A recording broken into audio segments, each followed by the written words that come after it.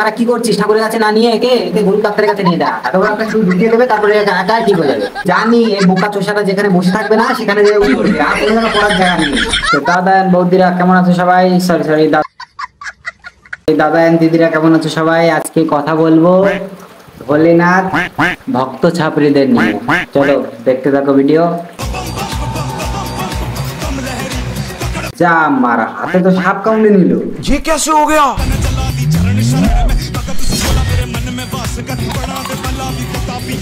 কি করছে এটা? মানে জলে পা পড়তে নিয়ে পড়লো না।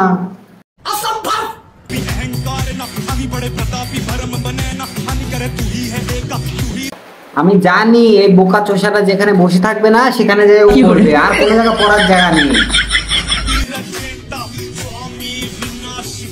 দেখো দেখো দেখো, শালা বোকা চোষাদের রিয়াকশন দিচ্ছে আবার। আরে মারা, ওর মাস্ক খোল, গরুর টুনা যেটা পরে আছে না ওটা খোল। মারা দৌ আটকে মরে গেল মারা।